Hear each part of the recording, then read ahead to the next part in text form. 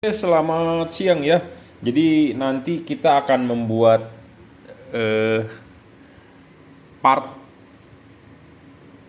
ke-6 ya, kalau nggak salah ini tentang proyektor D2S. Jadi proyek untuk motor saya sendiri ya, proyektor D2S menggunakan LED. Jadi buat Anda yang belum nonton part 1, part 2, part 3, part 4, ini part 5 apa part 6 ya, saya juga lupa. Pokoknya Anda bisa nonton, saya bikin beberapa part ya. Tiap minggu lahir satu part kira-kira. Nah, ini motor saya ya, tuh. Ya udah saya bongkar ya. Jadi kita sedang ingin membuat eh, aslinya adalah HID ya, aslinya adalah HID. Kenapa saya mau ganti pakai LED? Karena saya mau menurunkan balas ya, karena terlalu banyak kabel-kabel menjelimet ya, menjelimet. Jadi kita mau pakai LED. Sekalian saya mau meriset ya, karena banyak juga customer ya, rekan-rekan mencari LED D2S yang oke katanya ya.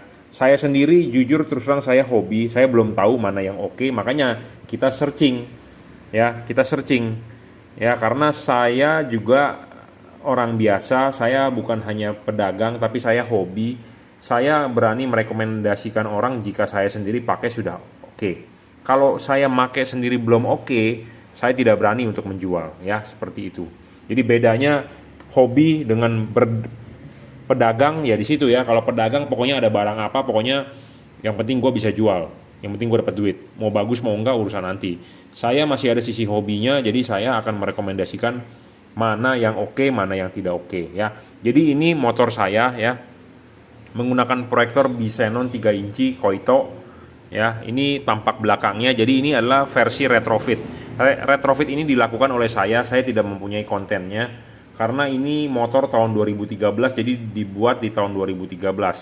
Waktu tahun 2013 saya belum begitu 100% terjun di YouTube, tapi sebagian ada yang sudah kita videokan ya, tapi saya belum terjun 100% ya. Ini menggunakan proyektor Koito Bisenon ya, saya retrofit sendiri, dua buah ya, tapi yang ini satu somplak karena memang waktu itu dapat proyektornya yang seperti itu ya. Karena yang bagusnya waktu itu kita mau jualin gitu ya. Nah, nggak apa-apa lah kita sendiri pakai yang somplak, yang penting bol masih bagus, bisa nyala dengan terang ya, tapi somplak. Jadi ini kupingannya cuma satu nih, sini doang nih, yang ininya nggak ada karena patah ya, karena patah ya. Kalau ini kan ada dua nih kunciannya, ini kunciannya ada besinya ada dua, tapi yang sebelah sini patah ya, kelihatan ya. Nggak apa-apa, karena kalau kita jual proyektor yang begini biasanya harganya jatuh ya. Nggak apa-apa kita pakai sendiri, cuman fungsinya tidak mengganggu. Nah, ini aslinya adalah proyektor menggunakan bohlam D4S ya. Awalnya adalah menggunakan HID, mereknya UPS ya. UPS ini saya tidak jual, cuma saya dapat hibah, bukan hibah sih, saya dapat endorse ya. Apa dapat, ngomongnya gimana sih ya, kalau zaman sekarang ngomongnya endorse ya. Jadi kita mencari bohlam D2S, D2H, dikasih UPS waktu itu oleh teman saya. Udahlah bro, lu pakai aja lah. Padahal waktu itu saya mau beli ya, mau beli tapi bilang udahlah lu pakai aja, nggak seberapa itu ya, namanya buat si Jungki mah nggak apa-apa katanya waktu itu ya. Jadi saya nggak jual, cuman saya dikasih karena waktu itu saya nyari bohlam. Katanya sih UPS bagus, tapi nyatanya biasa saja ya. Saya sendiri sudah pakai, saya ngomong apa adanya, tidak ada istimewanya, cuma ya mereknya UPS ya. Istimewanya apa kalau ada yang bertanya merek UPS? Tidak ada, sama aja seperti bohlam biasa. Cuma perbedaannya adalah dia kabel bohlam ininya nih, kabel bohlamnya bukan dari karet, tapi udah dirajut oleh nilon, jadi tahan tarik, intinya gitu ya. Jadi kalau soal bohlamnya sih sama aja, terangnya sama aja, dan dia standarisasinya aneh ya. Ini mestinya kalau di bohlam biasa tulisannya 6000 Kelvin nih, karena tiangnya warna putih, tapi di UPS ini 5700 Kelvin bilangnya ya. Tapi ini mah sama aja dengan 6000 ya. Warnanya sih sama, saya udah tes juga sama 6000 nggak ada beda, cuma ditulisnya 5700 Kelvin. Nah, untuk memastikan bahwa kalau ini 5700 Kelvin atau 6000 Kelvin harus ada yang namanya spectrum analyzer ya. spektrum analyzer yang untuk ngetes warna cahaya, ya, spektrometer namanya, ya. Dan harga spektrometer itu mahal, bro. Saya kalau punya duit saya mau beli. Kenapa? Karena saya orangnya demen learn by doing, ya. Masalahnya harganya mahal, ya. Harganya mahal, kita buat riset, terus ditambah harus bayar bea cukai lagi, ya. Resenya di situ Indonesia, ya. Bea cukainya mahal, ya. Jadi susah lah orang kayak kita mau maju gitu, ya. Kita mau punya alat, makanya Indonesia banyak yang nggak punya alat, makanya banyak yang tebak-tebakan juga, ya. 5.700 Kelvin, 6.000 Kelvin, bener apa enggaknya kita nggak tahu, ya. Yang pasti alat itu saya mau beli, cuma jujur terus terang mahal, ya. Belum sanggup. Tapi kalau ada yang jual murah 1-2 jutaan saya beli. Masalahnya adalah alat itu adalah sekitar 8-9 juta, itu belum pajak segala macem, ya. Tapi kalau harganya cuma 1-2 juta saya masih mampu lah untuk beli. Tapi kalau harga untuk 7-8 juta udah setengah harga motor, udah hampir harga motor, bocengli juga ya untuk beli itu alat dan hanya dipakai buat ngetes gitu ya. Tapi kalau harganya murah saya mau beli, ya. Jadi ini awalnya adalah menggunakan HID, ya, menggunakan HID. Kelemahan saya menggunakan HID, saya cerita ngomong apa adanya adalah kalau siang hari ngedim dia telat. Ya, ngedim dia telat.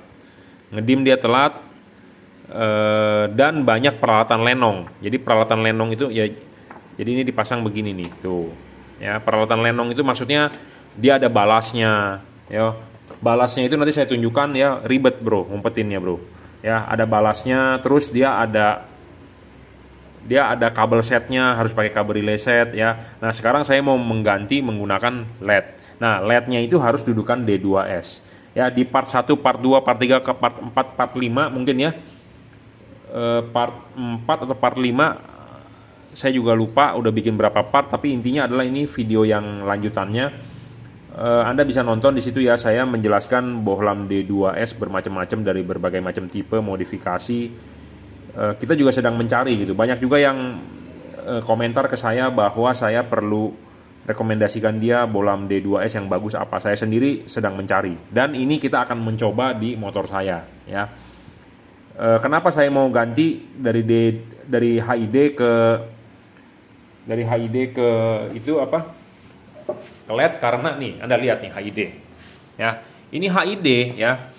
Ada balas namanya. Nah, balasnya ini ribet, bro. Anda mesti ngumpetin ini balas segini, ya. Balasnya segini. Kenapa kita bungkus? Karena kalau nggak gedek gitu loh. Apa sih, jalanan rusak atau apa bergetar. Jadi kita bungkus pakai busa tuh. Kita perlu balas yang namanya 2. Ya. Kita perlu balas pakai 2 biji. Ya. Dan ini kabel-kabelnya banyak banget, bro. Tuh, kabel ini, ya. Belum lagi kabel relay setnya, bro. Kita harus pakai kabel relay set. Kalau nggak pakai kabel relay set nggak bisa kalau HID. Wajib. Kalau LED nggak perlu wajib. Jadi kalau ini kita mau lanjutkan kabel relaynya tinggal lanjutkan. Kalau nggak juga nggak apa-apa. Bisa dipakai gitu ya. Jadi kalau Anda pakai kabel relay set ya lebih bagus untuk LED. Tapi kalau nggak pakai pun tidak apa-apa.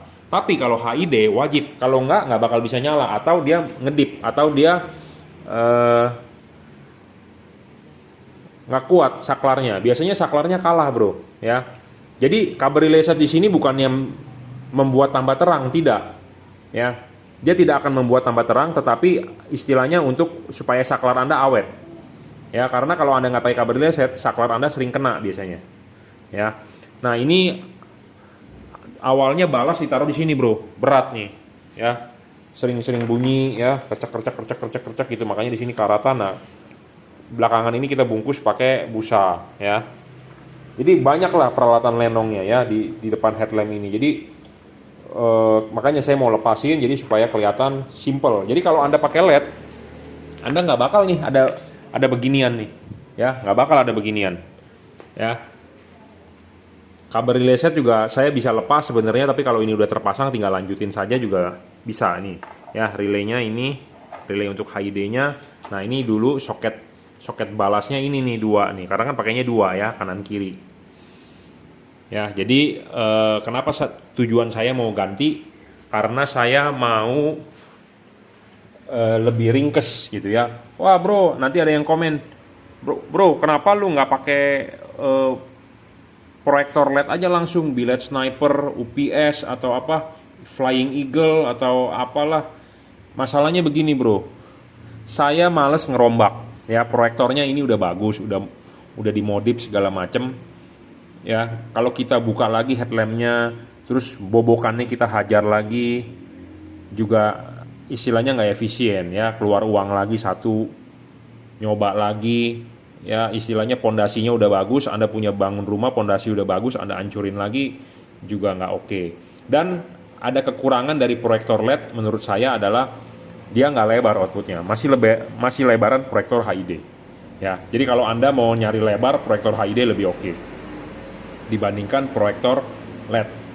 Dan LED kalau rusak spare partnya buang, dan dia ada kipasnya itu kalau di bawah ribet bro, ini tempat sempit bro, nggak bisa nih di dalam ya. Kalau kipas di belakang mentok bro, takutnya mentok ya ke bagian di situ-situnya tuh, nggak bisa juga gitu ya. Jadi lebih baik ya udahlah saya pakai apa adanya.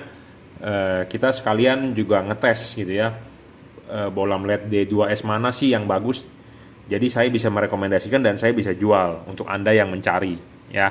Makanya kalau Anda beli LED di saya mempunyai kelebihan, saya punya pengalaman ya. Kalau saya tidak pakai, saya tidak berani kalau saya tidak pakai sendiri nggak bagus, saya nggak berani rekomendasikan orang. Intinya saya rekomendasikan, kenapa? Karena saya sudah pakai, saya tahu seluk beluknya, kekurangannya apa, saya baru berani rekomendasi ke customer ya, seperti itu. Jadi saya bukan hanya berdagang, tapi saya juga hobi ya.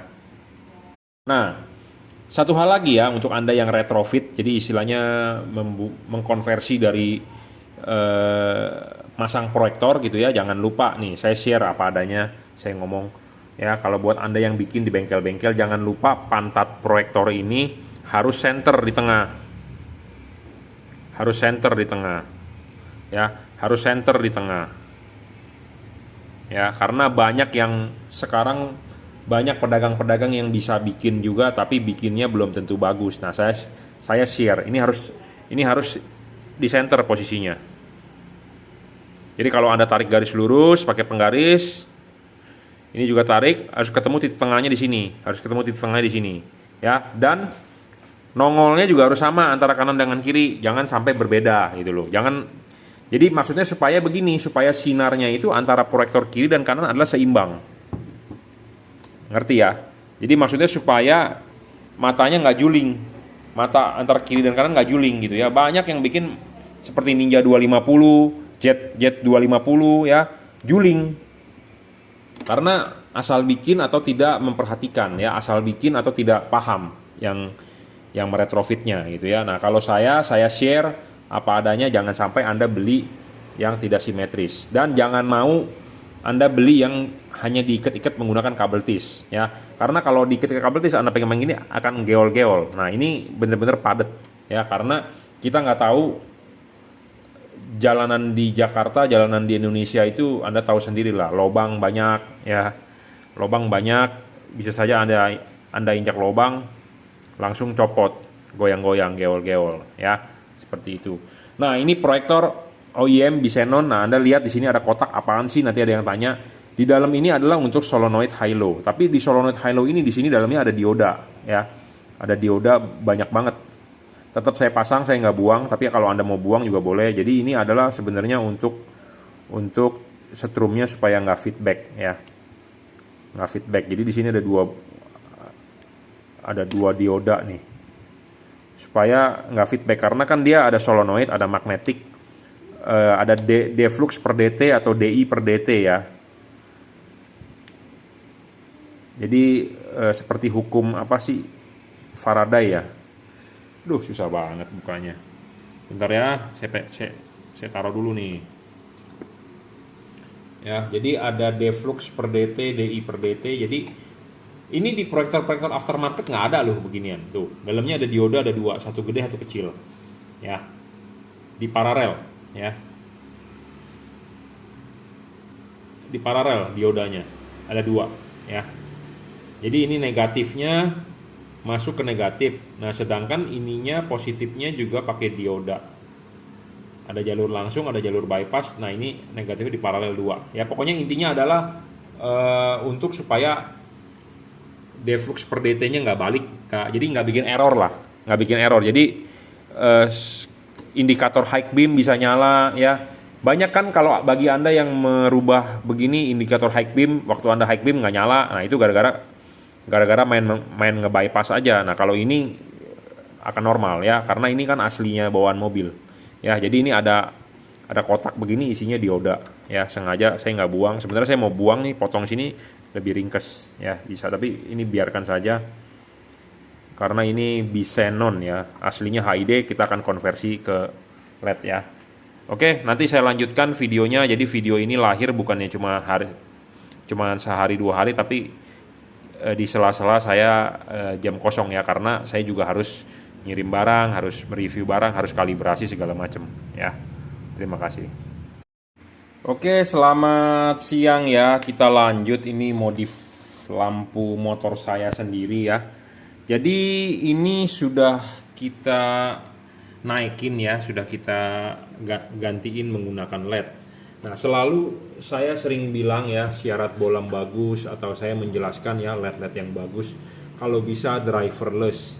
Kenapa harus kalau bisa driverless? Nah, contohnya ini ya. Ini LED yang saya pasang, saya tentukan dia ada drivernya. Nah, mau nggak mau drivernya Anda harus ikat, atau Anda harus lem, atau Anda harus sembunyikan atau apa supaya jadi rapi. Nah, jika kalau Anda beli LED yang tanpa driver, tentu Anda tinggal colok, tidak perlu Anda dilem-lem-lem sama seperti saya gitu ya. Jadi lebih ringkes, langsung kabel gitu loh. Kalau ini kan Anda harus ngiketin kotak-kotaknya. Jadi LED tanpa driver lebih oke dibandingkan dengan ada driver. Nah, contohnya misalnya LED ini tanpa driver, ya tentu tinggal colok soket asli bawaan mobil atau bawaan motor. Nah, kalau ada driver, mau nggak mau drivernya Anda harus ikat-ikat. Nah, ini drivernya, kita lem di sini. Karena ini kan untuk motor ya. Karena kalau motor, kalau kita tidak lem, kita tidak ikat dengan baik, apalagi ini dipakai untuk motor gede gitu ya, getaran banyak, kotok gitu ya. Jadi kita harus ikat dengan benar, jangan sampai ada bunyi atau ada apa, pokoknya nggak nyaman banget gitu ya. Nah, makanya ini harus dilem. Tapi misalnya kalau langsung driver, langsung kabel, lebih enak ya.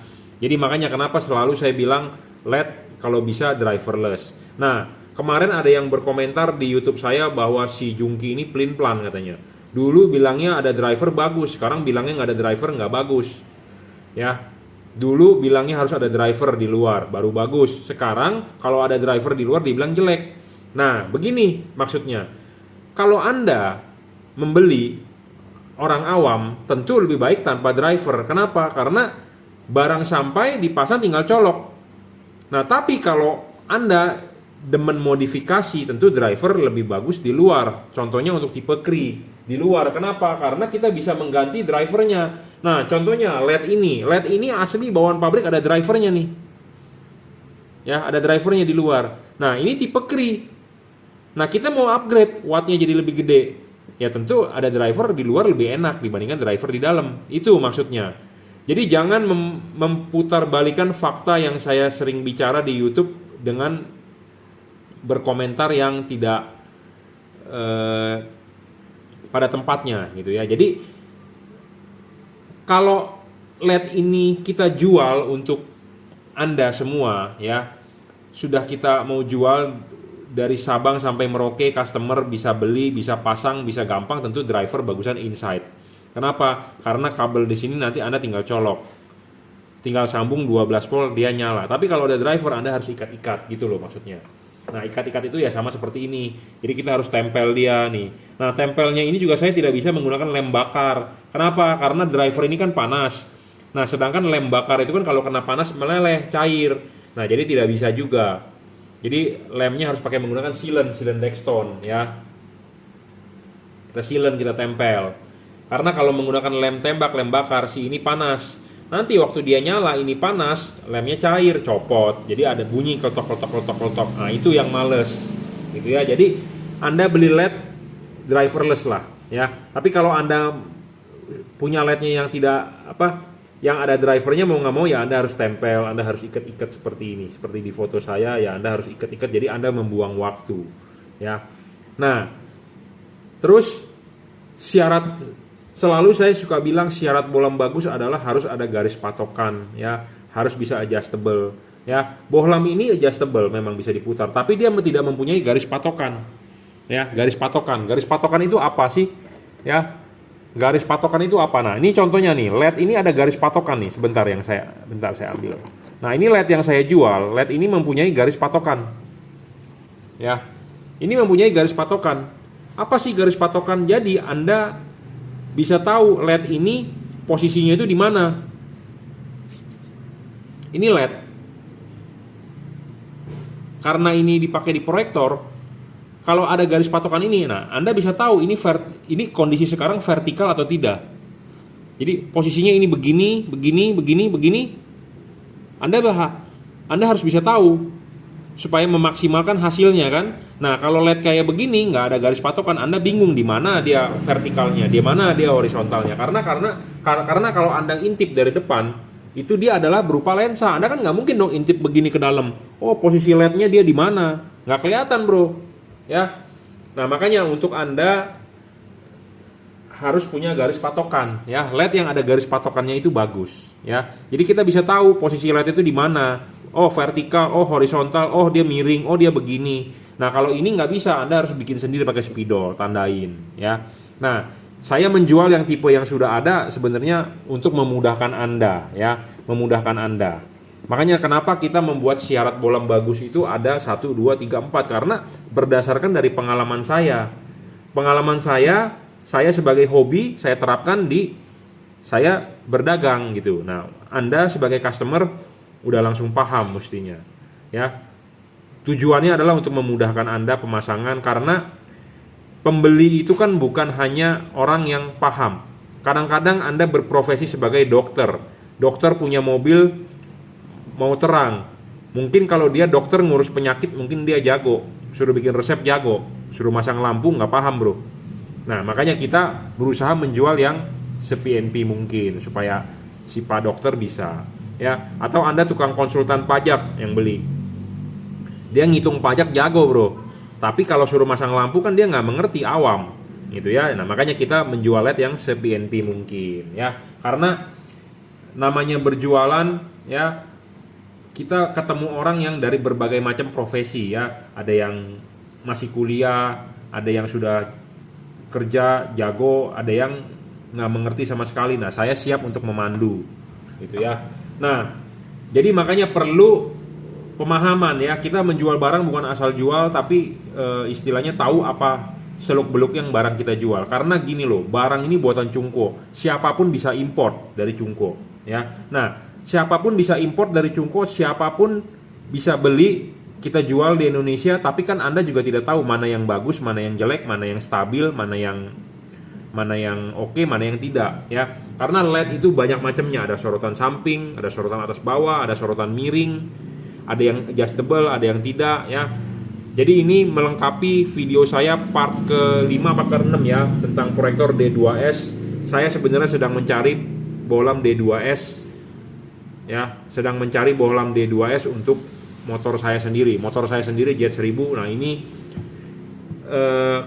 kenapa saya mencari atau saya membuat video tutor ini, sama seperti saya mencari LED H4 zaman dulu 2 tahun yang lalu ya, seperti ini gitu ya.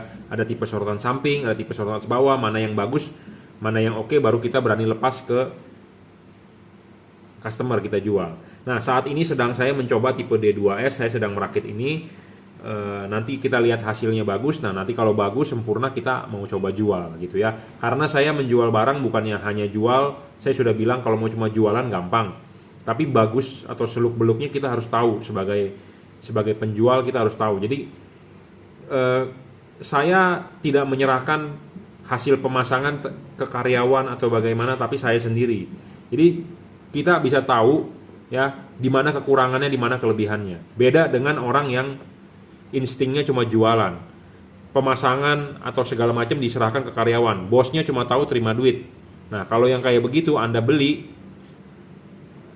Anda sebagai calon customer ke toko yang seperti itu, biasanya sulit kalau ada masalah untuk menyelesaikannya. Karena kenapa? Bosnya nggak paham. Yang tahu cuma anak buahnya. Anak buahnya juga ya begitu-begitu aja gitu. Karena namanya anak buah, taunya terima gaji, udah selesai. Dia tidak mungkin mau berkembang karena tidak ada bagian komisi dari dia. Kecuali dia punya komisi. Nah, dia mau berusaha bagus supaya komisinya gede. Tapi kebanyakan kan nggak, bos cuma tahu terima duit, serahin pasang ke karyawan, taunya begitu. Nah, kalau Anda beli di saya, lihat, saya paham dengan apa yang barang saya jual, seluk-beluknya, plus minusnya. Jadi supaya saya paham itu, nah kita harus mencoba. Nah, seperti ini. LED D2S ya. LED D2S sedang kita cari ya. Sedang kita cari mana yang bagus, mana yang tidak. Nah, tujuan awalnya adalah kenapa kita mau mengganti LED, karena saya mau menghilangkan HID ya. Karena HID itu peralatan lenongnya banyak banget, ada balas, ada kabel set. Ya, balasnya juga banyak ya. Nah, sekarang kita mau mencoba LED yang ringkes, tinggal colok plus 12 selesai ya. Nah, ini saya sudah naikin. Dan penting ya, Anda harus mencari LED yang berpendingin bagus. Pendingin bagus dalam arti ada kipas, ada heatsink, dan pendinginnya dari single cooper atau double cooper atau single heat pipe atau double heat pipe. Carilah teknologi pendinginan yang bagus. Ya, ada batang tembaga di tengah, bukan bodinya sebagai pendinginan yang first generation. Nah, LED yang ada heatsinknya bagus ya, karena dari sirip-siripnya ini bisa membuang panas juga ya. Cukuplah saya rasa ya, kita akan install di motor, dan kabelnya ini semua custom kita buat sangat rapi ya, plug and play semuanya. Tapi ya itu ada balas ya, jadi balasnya kita harus lem. Tapi kalau tidak ada balas lebih bagus ya. Kita akan coba dulu tipe ini, nanti kalau tipe ini sudah perfect ya kita akan coba jalankan, kita pakai. Kalau tidak, mau nggak mau saya akan modif dari tipe Cree ya, tipe Cree.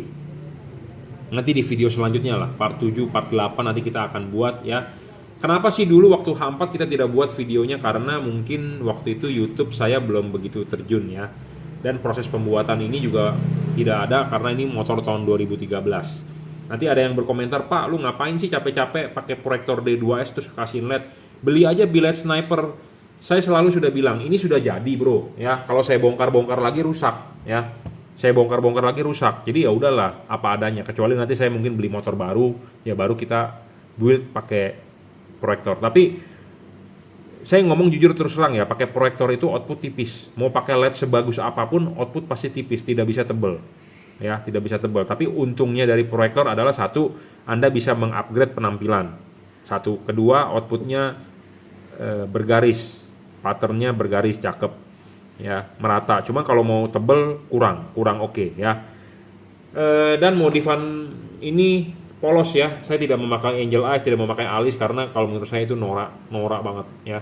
Dan kalau pakai demon eyes, satu bisa rusak, kedua pakai angel eyes ada umurnya. Ini motor sudah dibuat dari 2013 loh, sekarang 2021, jadi udah hampir 10 tahun ya, 8 tahun ya, masih awet bro ya. LED ini juga saya sudah ganti berapa kali ya, LED T10 ganti, dan mau yang terang. Nah, ini saya menemukan tipe ini nih yang awet nih. Kalau Anda mau beli boleh nih. Tipe ini awet bro, T10 teman-teman. Cuma satu sisi tapi ya, arahnya ke depan. Ya, awet banget loh. Saya sudah mencari merek-merek lain, memang merek Osram, merek Philips awet, cuman terangnya kurang terang bro. Ya, kita cari aftermarket buatan Cungko terang tapi umurnya pendek ya, sering putus, panas putus, sampai bahkan jagungnya itu kan boleh dibilang LED jagung lah, kayak jagungnya pada lepas ya, Nah, ini saya menemukan yang awet loh, saya jamin. Saya bukan jamin, maksudnya saya ngomong apa adanya. Saya pakai udah lama bro, awet banget ya. Anda memang kalau beli Osram, beli Philips awet memang, cuma kurang terang ya, Oke, kita akan coba install di motor ya.